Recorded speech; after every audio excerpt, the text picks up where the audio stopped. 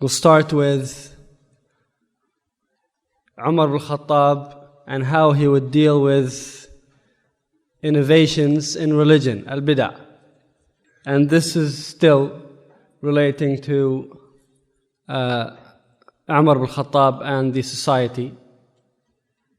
Basically, we'll spend a lot of time talking about the khilaf of Umar ibn Khattab, how he approached the society and how he dealt with them.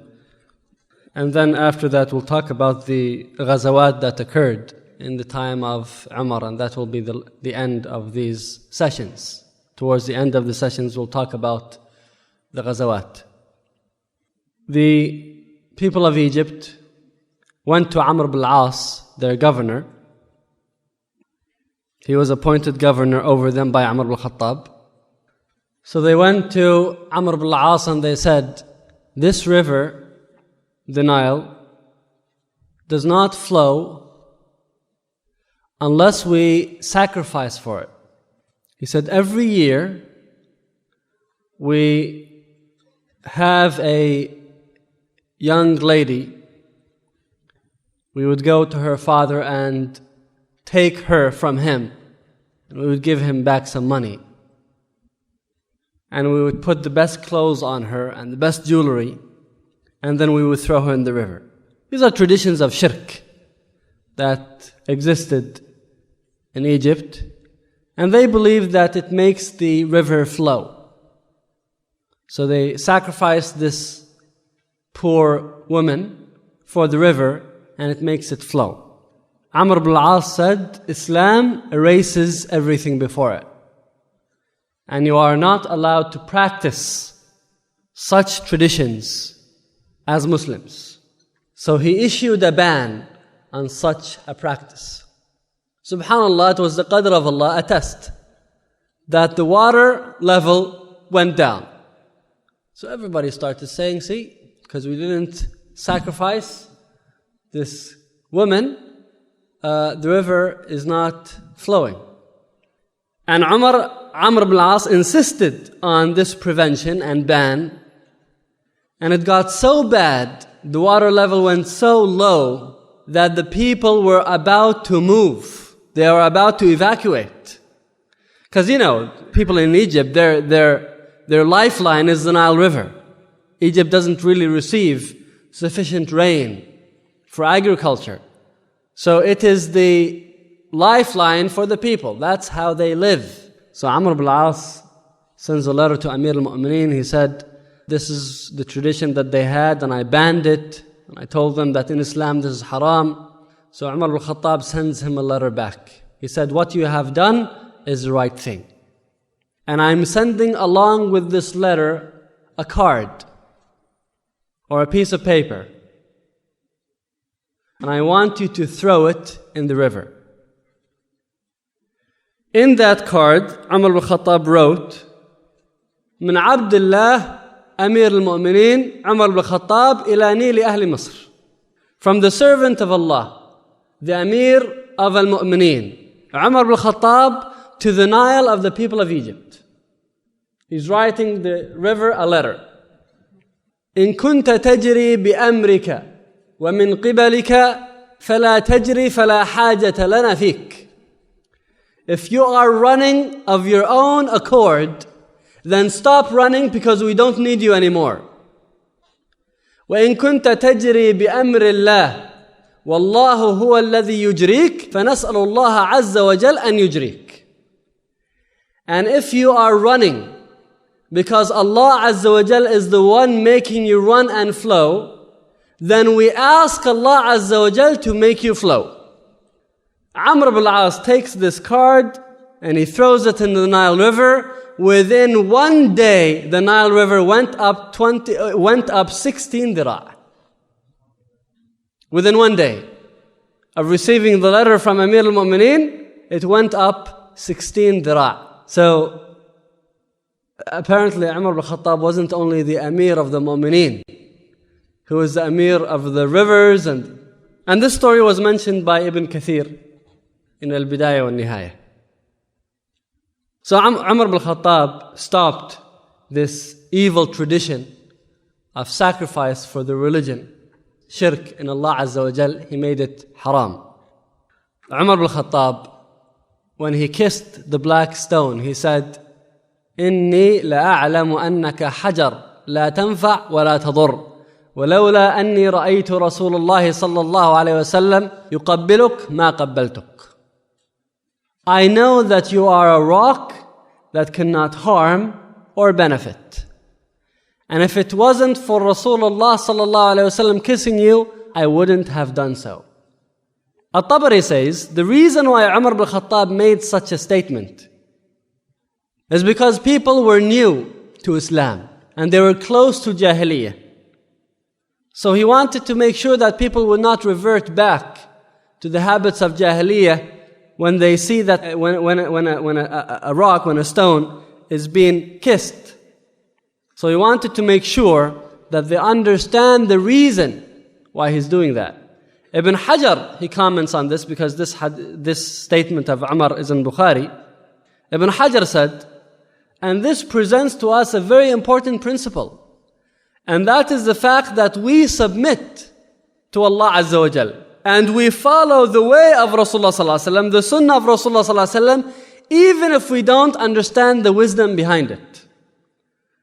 Umar ibn Khattab is saying, you are a stone. You don't harm, you don't benefit.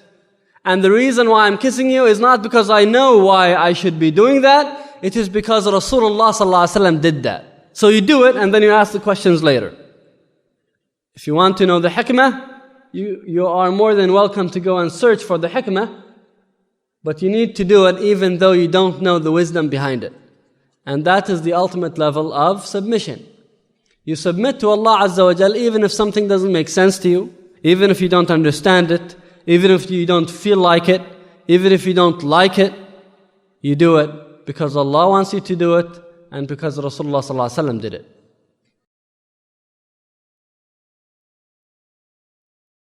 Umar ibn Khattab was very aware of the tendency of humans to go astray. And that's why and that's why Islam is strict when it comes to following the right way. And sometimes brothers would complain when they hear the word bid'ah and you're saying everything is bid'ah and that is bid'ah and this is bid'ah. Leave us alone. Stop telling us about everything is bid'ah, bid'ah. The thing is, Islam doesn't want to make things hard on you and say that everything is bid'ah, don't do this, don't do that. But there's a hikmah in these restrictions because shaitan is always there and shaitan wants you to go astray. And all what shaitan needs in the beginning is for you to deviate in a very small angle, even if it's 1 degree. If you have a straight line and then he makes you deviate from that straight line 1 degree. Now in the beginning, if you draw a line with an angle of 1 degree coming out of the other line, you could barely distinguish the two. They're so close together because the angle is so minuscule. But keep on going and following that line, it will go further and further and further and further until they are miles apart. So shaitan starts by getting you 1 step away from the straight path and then it just builds up from there. The way shaitan got people into idol worshipping, the people were believers after Nuh. They followed the message of Nuh. Everybody else died, so the believers remained. When the righteous among them died, shaitan came to them and said, why don't you erect statues to remind you of a salihin? Because remembering a salihin is good for you. So why don't you have a statue for this righteous man so that you will do good? You will see that statue and remember this good man. So they liked the idea. It's a good idea. They had these statues to remind them about these pious men of the past. And then slowly and slowly, shaitan started changing their minds into asking these statues. These are righteous men, ask them to do things for you. And then from there, he turned them into idols that were worshipped, deities worshipped besides Allah. Now maybe the process took centuries, but he was doing it slowly but surely. So Islam, to close all of those gates, placed these restrictions. And Umar ibn Khattab wanted to make sure that no deviations would happen during his reign. So for example, there was Shajarat al-Ridwan. Shajarat al-Ridwan is a sidr tree, a low tree, where Rasulullah sallallahu alaihi wasallam sat under this tree and he took the pledge of allegiance from the Sahaba to fight. And the background behind that story was Rasulullah sallallahu alaihi wasallam wanted to make Umrah, and then he was prevented by the people of Quraysh. So Rasulullah sallallahu alaihi wasallam sent a delegation, Uthman ibn Affan. So Uthman ibn Affan, he went to Mecca to meet with the leaders of Mecca. But what happened is, he was late in coming back. So there was a rumor that went around that the people of Quraysh killed Uthman. So Rasulullah sallallahu alaihi wasallam gathers the Sahaba and said, pledge your allegiance to me. What was the pledge? قالوا تبايعنا على الموت. We pledged to die. We're going to avenge for the death of Uthman ibn Affan, and they pledged to die. Later on it was discovered that this was a false rumor, but that was a very important point in the history of Islam, and it's called Bay'atul Ridwan, the pledge of Ridwan. Why is it called Ridwan? Ridwan means pleasure, because Allah Azza wa Jal was pleased with that bay'ah. Allah was pleased with the ones who gave the bay'ah, and Allah mentions that in Quran in Surah Al-Fath. لَقَدْ رَضِيَ اللَّهُ عَنِ الَّذِينَ يُبَايِعُونَكَ تَحْتَ الشَّجَرَةِ. Allah Azza wa Jal is pleased with the ones who gave you the pledge of allegiance under the tree. And this tree was the tree of Ridwan. In the time of Umar, this tree was now becoming a relic of the past, so people were starting to visit it. And they were praying next to it to get barakah from this special location. So it's an important historical site for Islam. This is where the pledge happened. It's a very important historical site. What does Umar ibn Khattab do? He cuts it down. He cuts down the tree. Now you might be very upset because of that, because you want to maybe visit the tree and see it yourself. This is where Rasulullah sallallahu alaihi wasallam was. This was where he sat. This is where the Sahaba were. But Umar ibn Khattab didn't like that, and he cut the tree down. Why? Because Umar ibn Khattab radiallahu anhu did not want this tree to turn into an object of worship. He did not want it to turn into an object of barakah. People going and seeking barakah from this tree. It's a tree. It doesn't benefit. It doesn't harm. Even if Rasulullah sallallahu alaihi wasallam sat under that tree, it doesn't make a difference. I'm going to cut it down. Umar ibn Khattab was the furthest from being a sentimental person. Umar ibn Khattab, his logic and common sense and mind would take over his emotions. The Sahaba would have great emotions to this location because they were there. They were the ones who gave bay'ah to Rasulullah sallallahu alaihi wasallam there. Umar was one of them.